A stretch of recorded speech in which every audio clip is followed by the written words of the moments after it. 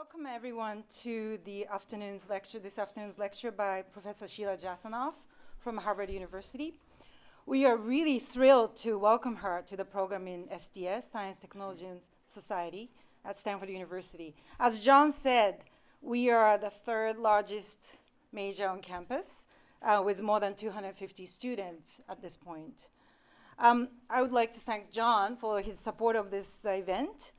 But also would like to thank, like he did, Stephanie Prince and Andrew Rieger for their tireless work to make this event happen.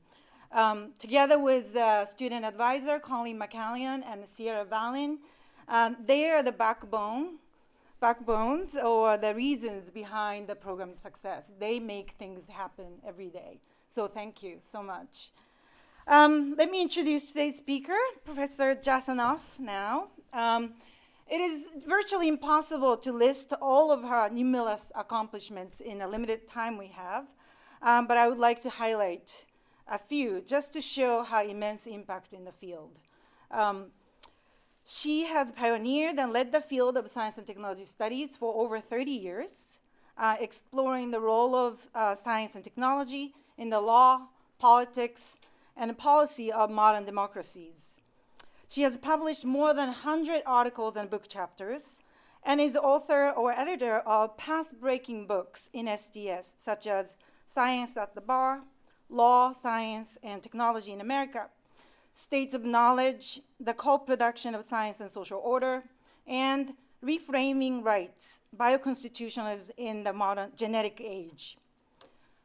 Professor Jasanoff, as the founding chair of the SDS department at Cornell University, and served as president of the 4S, Society for Social Studies of Science. She's a recipient of numerous grants and awards, including over a dozen NSF grants, Guggenheim Fellowship, and a Don Prize Award of the American Political Science Association for the best book on science and politics. Significance of her work is evident in the way I have received dozens of enthusiastic emails after we announced the lecture. Some of them from Berkeley, Santa Cruz, Davis, and different departments on Stanford campus contacted me to ask a private meeting with her or to ask whether this lecture is being recorded because they cannot make it today. I came across her work while I was writing my dissertation in sociology on the comparative politics of genetically modified organisms in Japan, US, and France. I was struggling with some conceptual issues when I came across her work on the same topic. And frankly, it was really mind-blowing. The book articulated some of the struggles, some of the issues that I struggled with so beautifully and so powerfully that started my foray into SDS. As a postdoc at Harvard, I had a fortune to take her legendary seminar, Science, Power, and Politics, a seminar many of us have come to call a game changer, or as well as the most demanding classes we've ever taken in our lives. And this is where I became exposed to, it was true, it was really rough. This is where I became exposed to some of the foundational works in SDS, met with scholars from all over the world, and fell in love with SDS. And then, as I say often to my students, once you go SDS, you don't go back. So in this class, and then also in her countless writings, and then also in our recent collaboration and on the politics of nuclear governance in the US and Japan, Sheila has challenged me intellectually like no one else has, and pushed me to question the obvious, and to see how science, technology, and society permeate, constitute, and interact with each other. She has also inspired me to be a better mentor and a teacher myself. It is my great pleasure to introduce my esteemed colleague, a pioneer in the field of SDS, and tireless scholar, and incredibly generous mentor for many of us, Professor Sheila Jasanoff.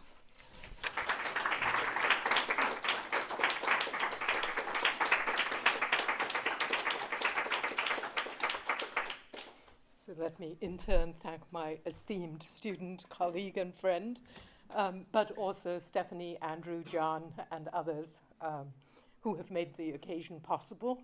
And then I have these invisible friends that people don't necessarily know about, including my friend from Paris who just flew in to listen to me for a day and is going back.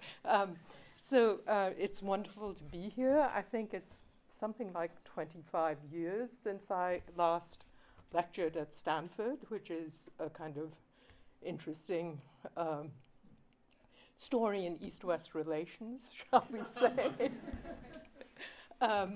But maybe that's one of the things that we can talk about. The other point of interest was John's introducing Kyoko as the only real STSer among us, and the rest of us are just amateurs or whatever, because that was said of me around the time that I took over the directorship of the STS program at Cornell. And maybe that too is worth stopping and reflecting on. That program, likewise, had been started by 3 major scientists at Cornell and 1 philosopher. It was called the Program on Science, Technology, and Society. But interestingly, there was nobody representing society, since the philosopher was a philosopher of mind and not really about society. And the others were a chemist, a physicist, and a biologist. So I think it speaks to the fact that STS, this field, is so pervasive that it's everybody's property, and yet in some sense nobody's property. Nobody fully wants to come forward and say this is our thing intellectually, and yet everybody rightly recognizes that they own a piece of it. And, you know, it's somewhere in that border zone of everybody's property and nobody's property that I want to situate the talk, which I hope will have something to say to most people in the room, one way or another. It's of course daunting as well to bring East Coast views about science and technology to the West Coast, where everybody today thinks all of it is happening. And I think I want to make a bit of a counter-argument to that as well. So there's a bit of a roadmap. It is, of course, a truism that technoscience, as STSers like to call the science-technology duo, is shaping the future, shaping the worlds of tomorrow. But there's a puzzle for social scientists who are interested in any kind of explanatory story. Which way are the causal arrows running? Is it that our ideas of what constitutes a good society that are shaping the direction of science and technology, or is it the availability of possibilities in science and technology that are reshaping our ideas of what a good society ought to be? That's the kind of question that political scientists like to grapple with, often with 2x2 matrices, which I personally find rather deadening in terms of thought, but it's still useful to keep in mind as a nexus where one might situate questions about governance and politics in general. So one of the things to think about is if, regardless of how one puts those causal arrows, how does technology play a part in governing us? And who is actually shaping the ideas of goodness, normativity, if one wants to use fancy words, the public good, in which technological futures take shape. Not only who does participate, but of course the correlative question, who does not? And then in between the who does and who does not, there are inevitably questions about who should. So technology, to start with, has always been associated with visions of emancipation and freedom to one extent or another. But one of the things that changes in the society around the technology is the question of what is it that we want to be liberated from. And as that question evolves and moves forward, so do our visions about what the stuff is that's holding us back from the emancipation and who is responsible for making up for the deficits and the problems. So to some extent, questions of responsibility and failure have been with us from the earliest days of imagining technology. Daedalus, it's the name of the flagship journal of the American Academy of Arts and Sciences, but Daedalus, of course, is associated in mythology with technologies that made things happen, but he famously did not make things happen for his own son, who, with the technology of wax-born wings, famously fell into the sea and drowned. So from the very beginning, these ideas of emancipation, after all, what Daedalus and Icarus were seeking to escape was the labyrinth, which Daedalus himself created, another sort of enclosing,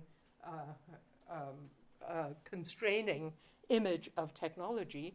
That emancipation is fraught with problems, and one may not succeed, one may indeed fail badly. In our own time, ideas of failure are intertwined with all kinds of views about who is in fact responsible and who ought to be responsible. So you can pick up these stories any day in the newspaper. A recent one that I thought was quite interesting is the conspiracy theories about this US military exercise that's supposed to happen in Texas. And it brought forth, as undoubtedly some of you know, a counter proposal from Michel Foucault would have had a great time with this because it's like one panopticon fighting another. Texas moves forward to say that it's going to exercise surveillance over the US military, and the New York Times says to us, to what degree has the extreme become mainstream in Texas? Well, we undoubtedly all have our own answers to that question. But the point to remember here is that our national government, which, among other things, is supposed to be in charge of security, is clearly running up against a very different vision and understanding of federalism than what we might have imagined was the case, either according to the constitutional text or even according to practices of as recently as a decade or two ago. But technologies have been with us for a very long time, and one can start thinking about the infrastructure that people assumed was needed in order to make technologies function well.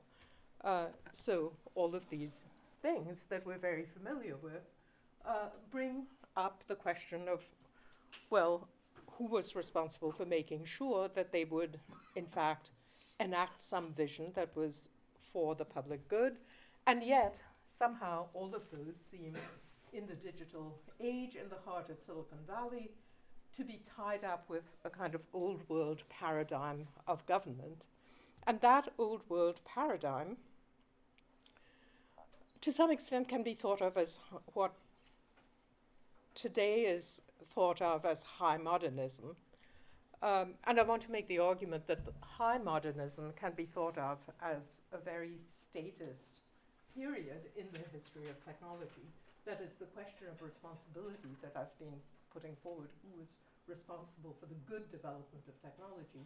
In the high modernist period, I think the understanding was very much the state. And why was it the state? Because the high modernist paradigm came with a set of assumptions about what it was that technology was supposed to be accomplishing for us. First and foremost, progress, but progress was tied to what states were supposed to be doing.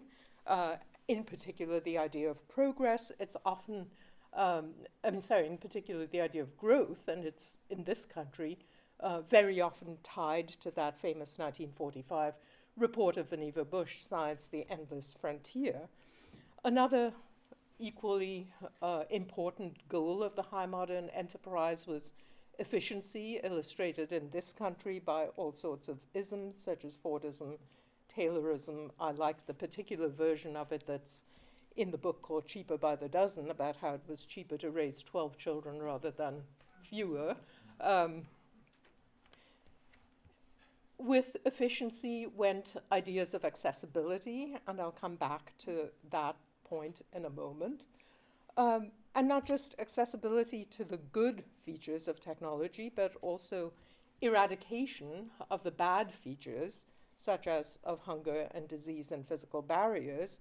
And these were the goals of something that we might have, in those days, thought of as development. And then a kind of transparency that technology would actually allow us to see the difficulties of society in a way that would allow the progressive paradigms to be put into place and put into action. So all of these themes are interestingly summed up in this one brief and much cited quotation of Lewis Strauss, the first head of the Atomic Energy Commission, or commissioner of the Atomic Energy Commission. And his language is worth dwelling on, not just the electrical energy being too cheap to meter, but just one after another, he cites these high modernist goals. Not too much to expect that our children will enjoy in their homes electrical energy too cheap to meter, but equally that famines will be eradicated, become matters of history. People will travel effortlessly at great speeds, and there will be lifespans far longer than ours as disease yields and man comes to understand what causes him to age. So these promises are still around. They're still the promises that one hears in connection with things like the singularity, for instance, and we'll come back to that later on. But the presumption that's changed is who is actually going to bring these things about. So in the 1950s, when one heard language like this, there was no question that it was going to be the state's responsibility somehow to enact all these good goals. And it was not just the nation state, but very much it was also a transnational promise. When we first came, my family, to this country, my father was with the United Nations, and my mother, as was canonical for highly intelligent women of her generation, joined the United Nations Women's Guild, while my father worked in technical assistance in what was then called the Technical Assistance Board, the precursor to UNDP. So the UN Women's Guild had these various things that they sold, like towels and aprons and things like that. And there was a poem that they had adopted as their own, and the poem was this: "There shall be peace on earth, but not until all children daily eat their fill, go warmly clad against the winter wind, and learn their lessons with a tranquil mind, and thus released from hunger, fear, and need, regardless of their color, race, or creed, look upward, smiling to the skies, their faith in life reflected in their eyes." So, very different, slightly doggerely poetry, it reads like to us nowadays, by an otherwise nameless poet of the 1970s, a woman. But the promises are very much the Straussian promises. I mean, these are the same emancipations that are talked about in that electricity too cheap to meter language. For those of you who have a textual turn of mind, it's actually quite interesting to go dig up the prehistory of this little poem, because during the time that my late mother was active with the UN Women's Guild, it went through various transformations so that words like man and God were removed from the text, and other words, so their faith in life reflected in their eyes. Life used to be God. And I have this series of a kind of Wayback Machine of linen towels that have different iterations of this text. But the basic message was nevertheless clear, and it was the same emancipatory idea that was going to be brought about by an international organization carrying out mandates of different states around the world. And of course, states themselves bought into that myth, idea, ideology, whatever, to different and varying degrees. So in India, where obviously I stem from, there were two famously competing visions of the idea of progress, and the Nehruvian one, Nehru there on the left and Gandhi on the right. The vision that Nehru had was utterly consistent with this kind of language about progress and collective responsibility. In particular, in India, This was tied up with the energy project, which at that time was a project of constructing large dams. To this day, it remains largely a project about constructing large dams. And Nehru made a very famous observation about the fate, the course that secular India was supposed to take, referring to one of the prominent exemplars of development, the Bhakra Nangal project. He said it's something tremendous, something stupendous, something which shakes you up when you see it. Bhakra, the new temple of resurgent India, is the symbol of India's progress. So the dams were supposed to become the temples of modern India, and this is a widely cited vision of Nehru's. Again, I have a rather personal relationship to this, because in eastern India at the time, in Bengal, Bihar, there was a River Valley project undertaken very much on the model of TVA, Tennessee Valley Authority. And in fact, my father paid his first visit to the United States to visit, among other places, the TVA. And that became the model for the DVC, where he was the first executive director. And the development, this is the headquarters in Calcutta or Kolkata. I mean, I actually grew up with these dams. I mean, we used to spend our vacations going around to these different dam sites, and I still remember being shown the housing to which the displaced villagers were supposed to be moved, and how certainly we were told, look at the kinds of huts that they're leaving behind, and look at these well-made, well-grounded, firm materials. It's sort of like the Three Little Pigs, they were leaving the twigs and the straw and coming into the bricks and the stone.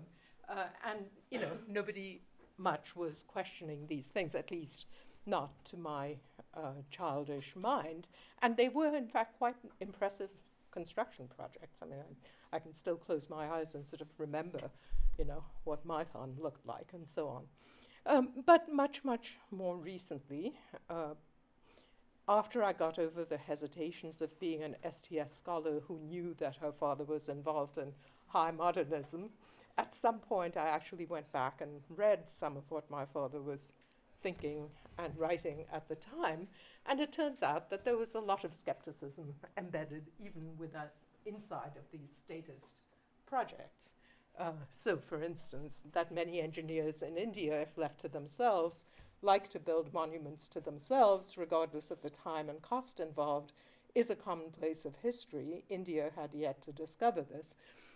So it turns out that it didn't take, Texas of today or the Tea Party to make people skeptical about the state-led vision of technology as emancipation. People who were close up to it and observing these developments from inside had their own questions and their own doubts and their own problems. Nevertheless, of course, it must be noted that when my father left India, he became a development expert at the United Nations and was in the business of propagating exactly these kinds of developments through the United Nations. He only had 2 years in his life when he did not work in the public sector in one way or another. All right, so let's move on and see what kind of added analytic purchase or insight or even speculation a grounding in contemporary science studies or science, technology, and society might give us. And I think a place that we might wish to begin is to regard all of these technological projects, as being aspects of the collective imagination. What is it that people are seeking to accomplish? Because I think if we turn back onto them with that idea of the collective imagination in the back of our own minds, we begin to see features of possible political analysis, places where some kind of analytic stance may become possible for somebody who wishes to be engaged with our field. So I have now myself been responsible for defining this term, socio-technical imaginary, in a couple of different ways. And let me just say a couple of words about the differences in these definitions. So when I first was thinking about it, I always thought it was that imaginaries were, as many people who use the term also believe, a collective set of ideas, not just a single person's visions, collectively imagined and communicated forms of social life. But originally, because of my own work, I had dwelt mainly on national level collective imaginations, and that was in the first definition, so embodied in national scientific and/or technological projects. Of course, I never thought that it was only the nation state that imagines. It was just convenient for the earlier work that I was doing to think about the nation state. But enough people became confused about whether imaginaries are only national that the more recent definition takes that point head on and says nothing specifically about nation states, but rather talks about institutionally stabilized forms of collective understanding and knowledge. And so for the rest of the talk, I'll say a little bit about how some of today's developments might look and might lend themselves to further analysis if we have this idea of sociotechnical imaginaries in the back of our minds, sociotechnical imaginaries being these collectively imagined visions of what is good and what is bad to attain through technological developments. So one of the things that one immediately notes is how much of the visions of today, particularly the ones spawned within a 50 to 100-mile radius of this very spot, reject the idea of the state. One of the more notable of these imaginations is seasteading. How many of you are familiar with that idea? Certainly enough. I mean, this is an idea of Peter Thiel's, but also others around him, designed to escape from the constraining force of national regulations, particularly with regard to labor laws and immigration. So if you construct these kinds of innovation hubs or centers out in the ocean where you're not subject to national jurisdiction, you might be able to free yourself from the constraints of things that hold you back.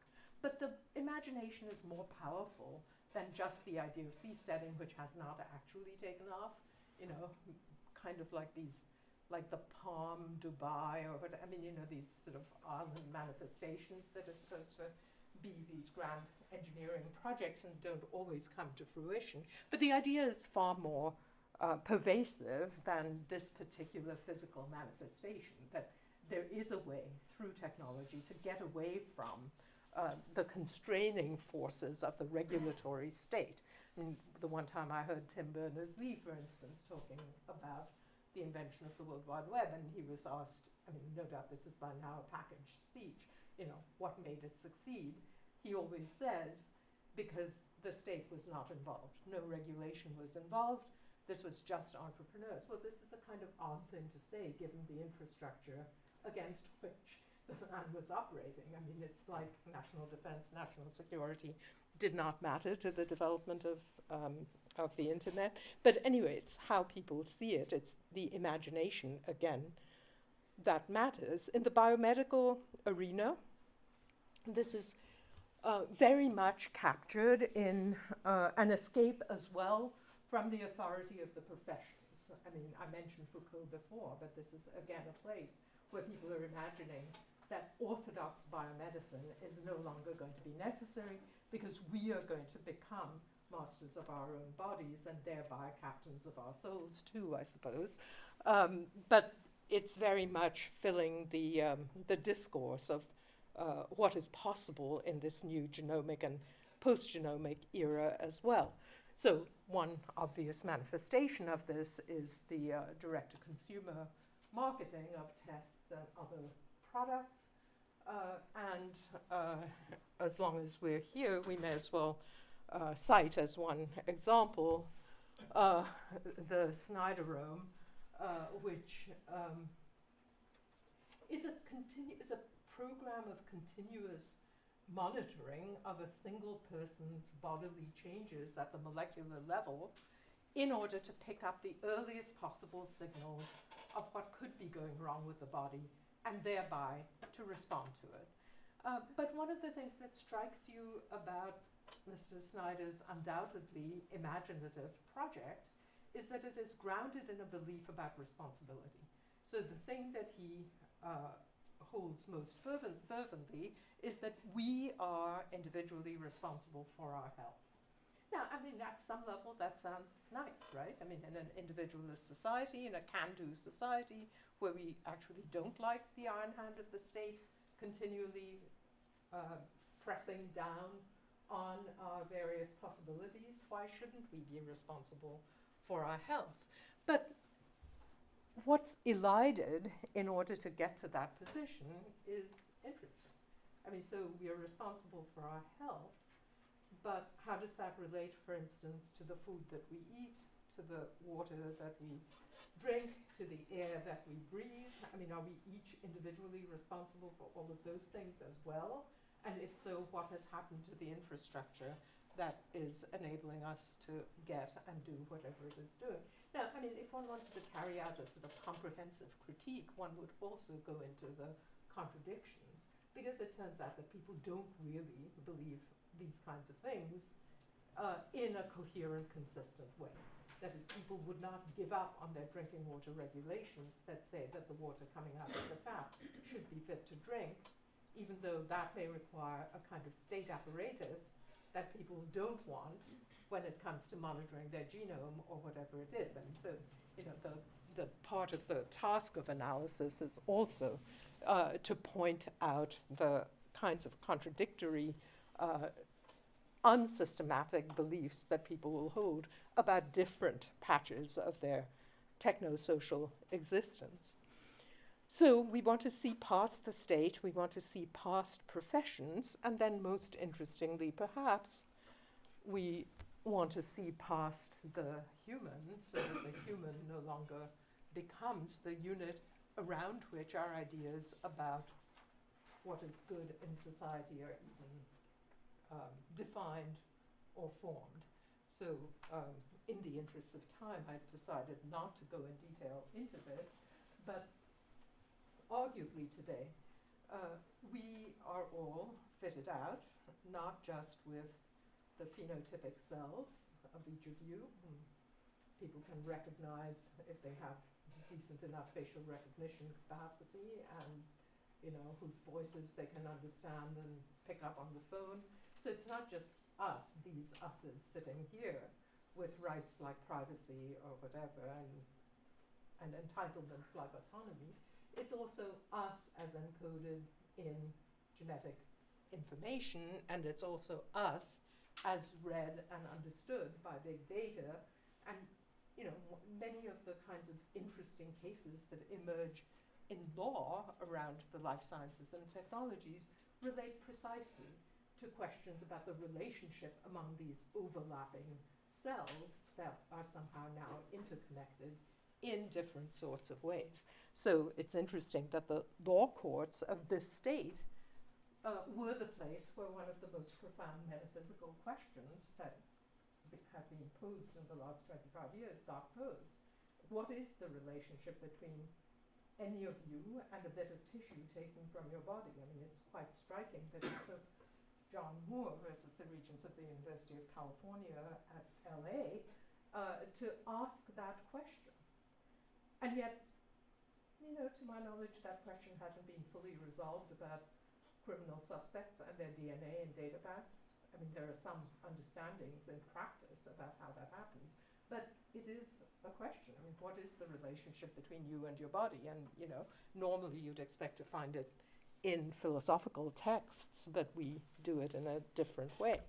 So these kinds of presumptions or seeing pasts have attached to them imaginations of who the we is, who the I is, and how the different selves that we have constructed with technology overlap onto each other, and what the relationship among these different selves is.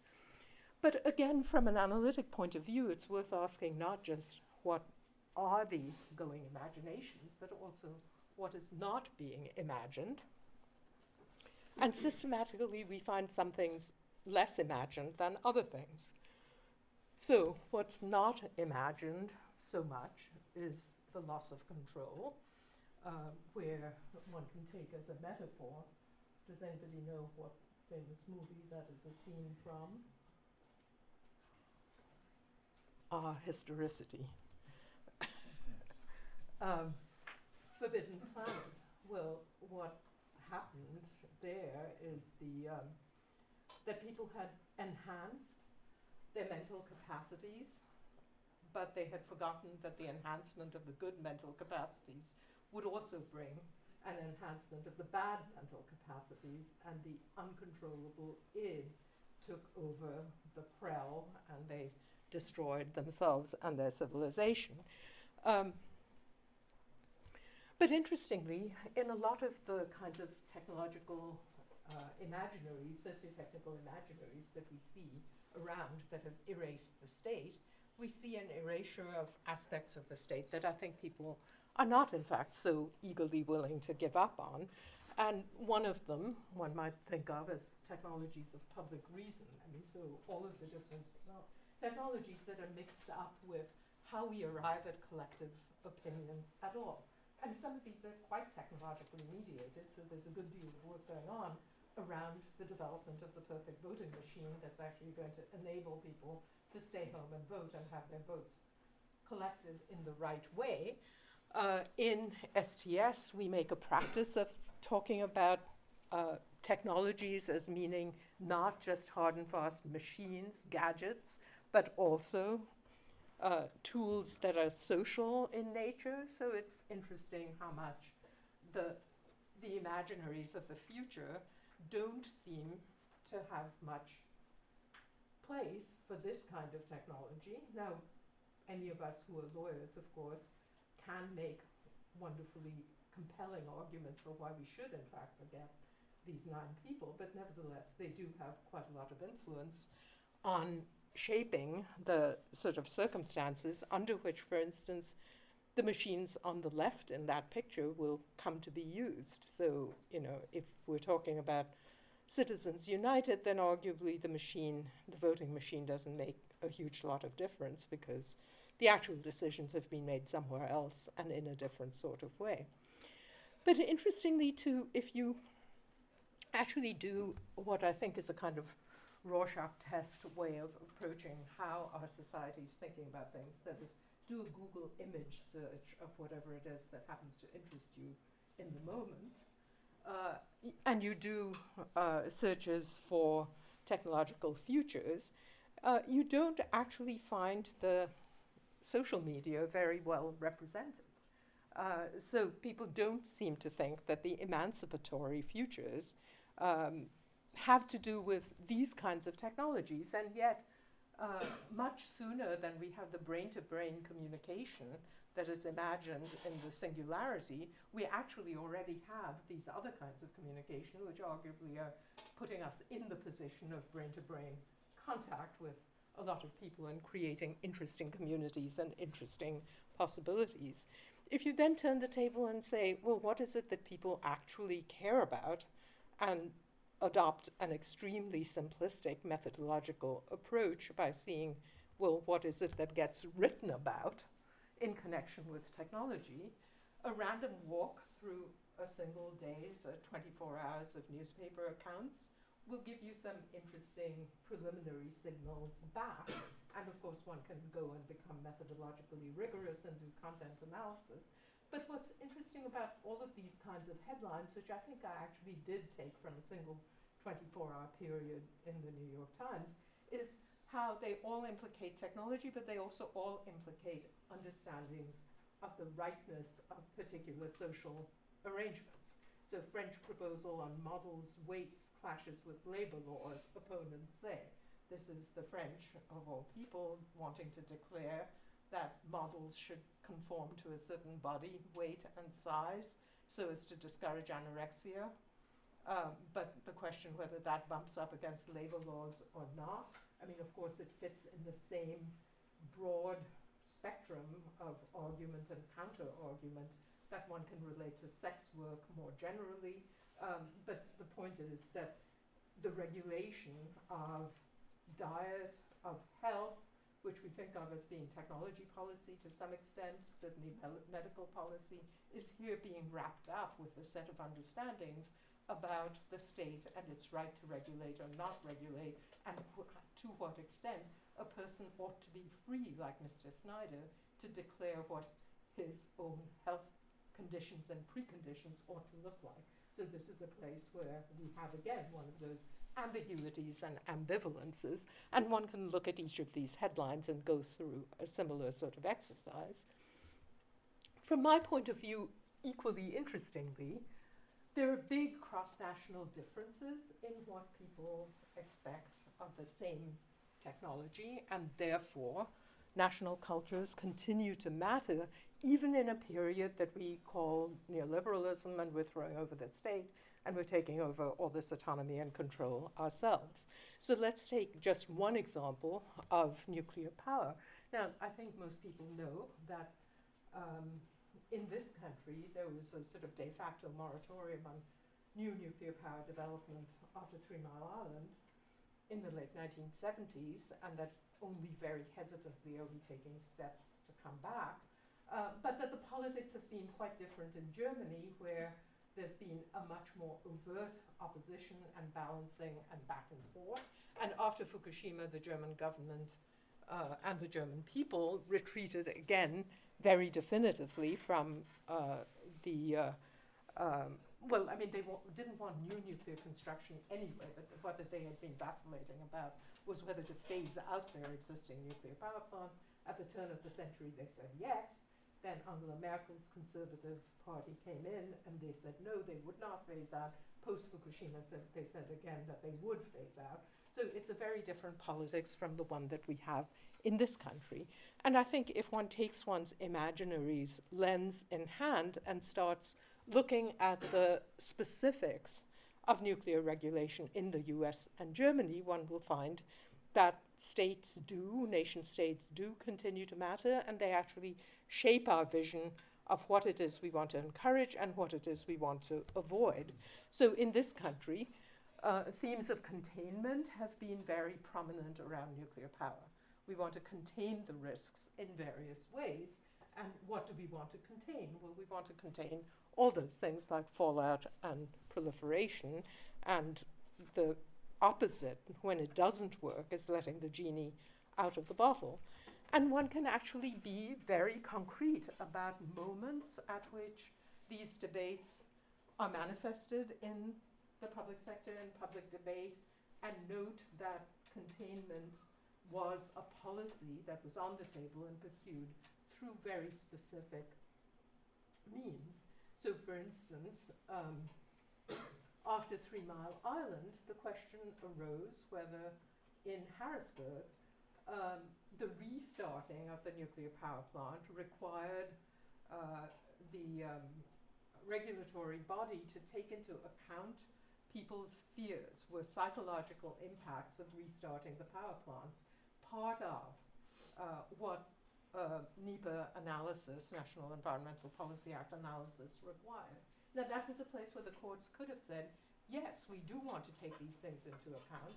In Germany, of course, such fears and anxieties were taken into account, but in this country we stopped it by saying, no, that's not the kind of thing that NEPA requires you to analyze. And so we got a Supreme Court decision retaining what we have persistently decided as a matter of national law and policy, which is these sort of back-ended kinds of things about nuclear power. We don't want to get mixed up with those. We want to take that as essentially zeroed out to some extent. So we have built, in effect, in this country, a socio-technical imaginary of containment around nuclear power. And one can go through these episodes and see what we are actually containing at each of these moments. Okay. Now, all this doesn't necessarily leap out at you until you look at the comparable discussions and comparable developments in Germany. So if you look at the German case, you find that the the themes are much more themes about risk than about containment.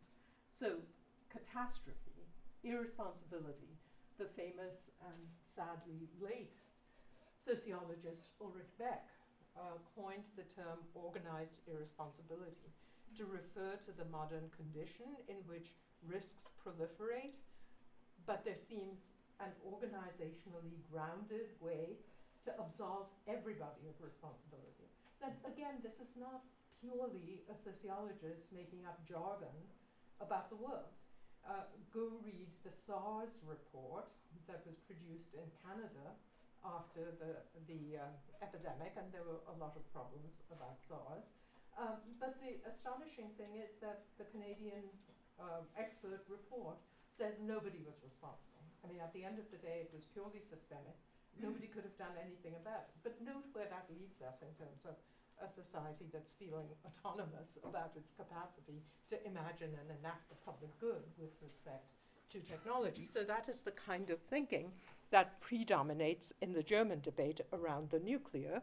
And again, one can point to very specific historical movements at which the question is on the table. How should we frame, how should we conceptualize what nuclear power is going to do in this society? And those are some of the kinds of moments at which Germany takes action and decides, among other things, what its constitutional law is going to mean. And one of the things that strikes me as particularly interesting is that in the German definition of what the nation state owes to its citizens in domains of uncertainty, a vision of the state is brought into play that says the state must give citizens enough certainty so that they can take the next step in building their futures without the fear that catastrophe will ensue. Now, we can say, oh, the Germans, it's their history. But, that is, I think, a trivializing place at which to leave it, because the comparative analysis suggests that these are much more ongoing, much more pervasive patterns of social and cultural thought. And indeed, if one wants to do a structuralist political analysis, one can point to the political foundations of these differential approaches to looking at the same technology and the same risks in a sense. And one can point to, as an STS scholar, the fact that political culture includes different understandings of what the expert's role in governance will be, and that the Germans have a very different idea from the one that we have. Now, I'd be happy to discuss with you many questions that immediately arise, like, can you really say states are single entities, and aren't you smoothing out and flattening the divergence? I mean, I'll be glad to talk to you about that till the cows come home. But nevertheless, there are these broad cross-cultural differences that are worth taking note of. And then the culture matters point, it's of course astonishing to what extent we in the West and the North tend to think that because the technologies originate in the West and the North, therefore the political debates also originate and stop in the West and the North. But it's useful to remember that there are other imaginations and other debates. So one of the interesting ones playing out right now in India is whether beyond the Nehruvian and the Gandhian, that dichotomy that has ruled India for so long, there's now going to be a Modian, and what that is going to look like. Unfortunately, I was traveling to Europe earlier in the week and came back yesterday to Boston and here today, so I'm not quite sure where I've been time zone-wise. But one of the things I picked up was a Time magazine, and in keeping with the time zone issue, I don't know when that issue was actually from. It could have been a year ago or it could have been yesterday, but it was about the 100 most influential people in the world. And one of them was Modi. And the person who wrote the article was Obama. So I mean, it's kind of interesting in terms of globalization and nation states. I mean, every one of these 100 people was fitted out with an equivalent person of power writing the hype piece about it. But in India, there's much more debate than there was in Obama's account of Modi. So, for instance, there's nothing new in Modi's Make in India campaign. I mean, so there is a democracy that in its own way is alive and well, and according to its own rules, its own civic epistemologies, its own socio-technical imaginaries, is challenging certain kinds of dominant strains in the public discourse. And this is my favorite pictorial representation of the Indian debate. Apparently, when Obama came to visit, Mr. Modi put on a rather snazzy suit with a Nehru collar, and of course it was quite Indian, and it was hand-woven fabric. But when you looked closely, these stripes resolved into his name over and over again. So it's Narendra Modi and so.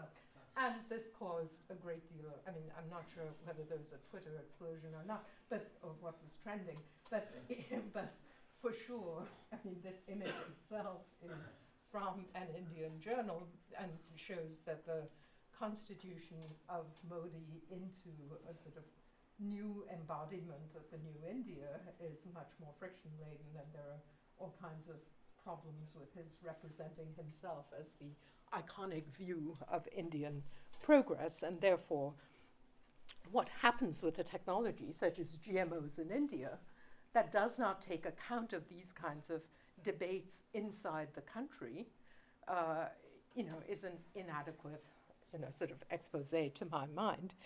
All right, so if there are these kinds of worries about who is actually in charge of the technologies, if there is the kind of ambivalence that I'm pointing out about do we want to get past the state into some kind of never land of personal autonomy and personal responsibility for everything, then it's not surprising that out of that anxiety, new discourses of governance have emerged. And again, for an STS audience, it's just interesting, and even for a non-STS audience, it's interesting to see how a whole cluster of terms has either come back into view, like appropriate technology. I mean, it had kind of disappeared from the discourse, but now it's back in discussion.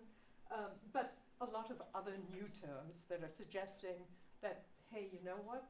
Governance may be needful after all, because look, we have NBIC convergence, nano, bio, info, cogno. This meeting that I was at in Strasbourg was all about whether human rights need to be redefined in the era of NBIC convergence. Everybody in that room took NBIC convergence as the baseline starting point, not asking, what is this about?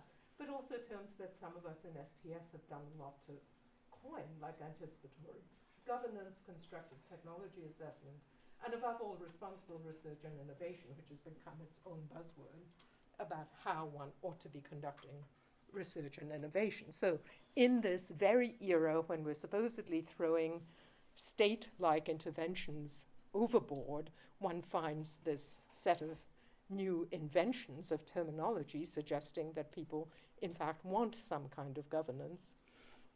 So let me finish by saying something about where that governance or those urges for reinventing governance might lead us.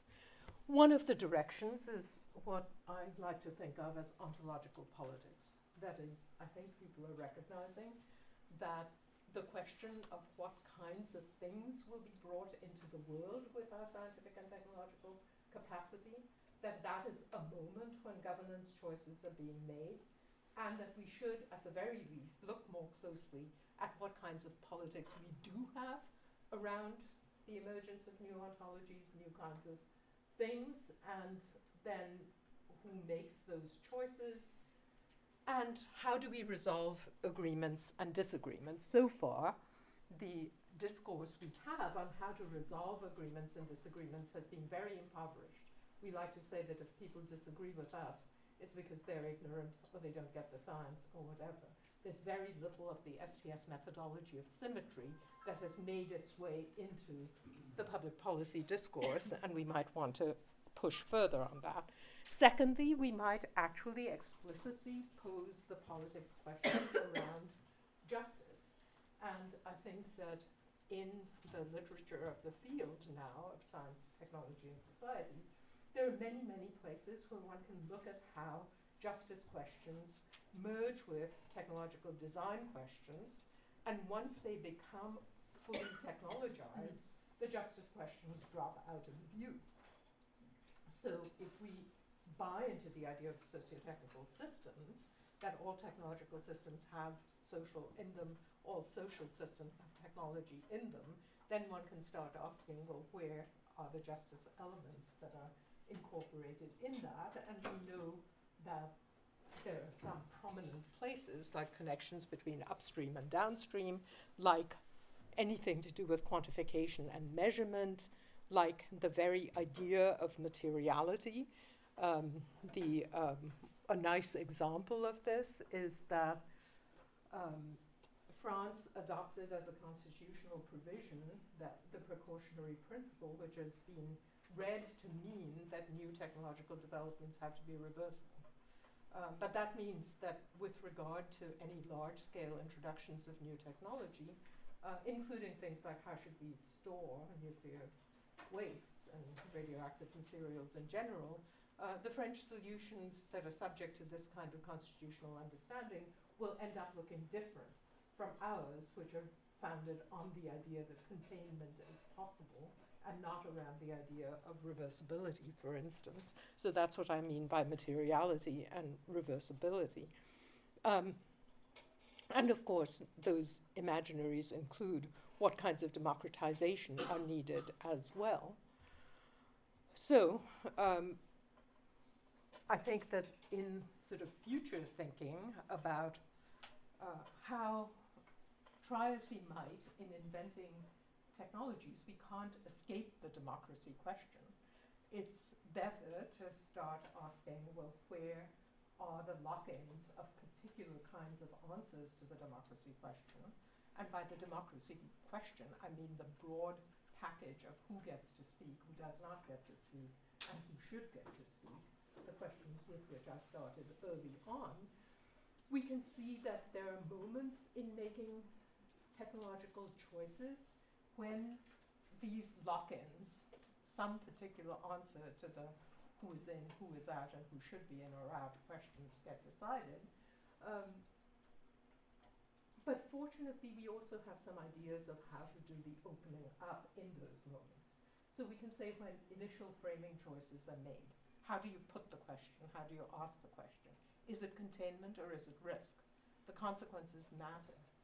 And if we don't like the consequences, well, we can build recursion into our processes of decision making and reopen those framing choices. Delegation, we delegate a lot to experts, but we can think of participation as a technology for opening up delegation. We know that measurement locks many things in place, but against measurement, we can put up the idea of individual stories and narratives. Against materiality, as I've already suggested, we can think about reversibility. And with regard to imaginaries that also tend to hold certain grandiose narratives about states and other formations in place, we can think about what the democratization of those imaginaries might look like. So with that, let me end and see if you have any questions.